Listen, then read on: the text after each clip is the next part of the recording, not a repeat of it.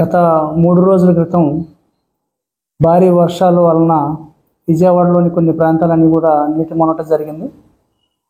అక్కడ ఆ ప్రజలకి సౌకర్యాలు కల్పించే ఉద్దేశంతో ఆదివారం రోజు సాయంత్రం అంటే ఆ నైటు గౌరవ కలెక్టర్ గారు జిల్లా అడ్మినిస్ట్రేషన్ తరఫున ఇమీడియట్గా ఈ ఇనిషియేషన్ తీసుకొని ఫిషరీస్ డిపార్ట్మెంటు, తర్వాత రెవెన్యూ డిపార్ట్మెంట్, పోలీస్ డిపార్ట్మెంట్ వీళ్ళందరూ కోఆర్డినేషన్తో ఆ నైట్ మొత్తం ఆదివారం రోజు నైట్ మొత్తం కూడా డిస్ట్రిక్ట్ కలెక్టరేట్లోనే కూర్చొని సారు ఏదైతే ఈ ఫిషింగ్ బోట్స్ ఇమీడియట్గా ప్రొవైడ్ చేయాలి, విజయవాడ పంపించాలని చెప్పేసి 18 బోట్స్ నైట్ మొత్తం అంటే ఎర్లీ మార్నింగ్ 6 o'clock వరకు బోట్స్ అన్నీ కూడా పంపించడం జరిగింది.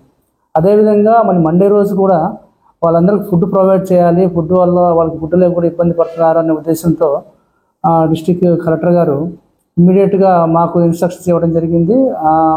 ఇక్కడున్న ఎవరైతే ఈ క్యాటరింగ్ చేసే యాజమాన్యం ఎవరైతే వాళ్ళతో మాట్లాడి early morning 30,000 packets Kakinada district administration తరఫున ఇమ్మీడియట్గా పంపించడం జరిగింది. అది కూడా రాత్రి అంతా కూడా ఎవరైతే ఆ క్యాటరింగ్ వాళ్ళు ఉన్నారో వాళ్ళందరితో కోఆర్డినేషన్ చేసుకుంటూ కలెక్టర్ గారు మళ్ళీ రెవెన్యూ డిపార్ట్మెంట్తో కోఆర్డినేట్ చేసుకుంటూ అదేవిధంగా ఈ లారీ అసోసియేషన్ వాళ్ళు ఎవరైతే ఉన్నారో వాళ్ళతో కూడా కోఆర్డినేట్ చేసుకుంటూ ఫుడ్ పంపించడం జరిగింది.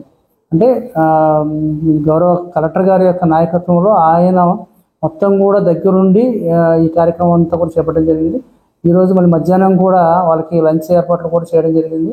30,000 ప్యాకెట్లు మార్నింగ్ 9 o'clock పంపించడం జరిగింది.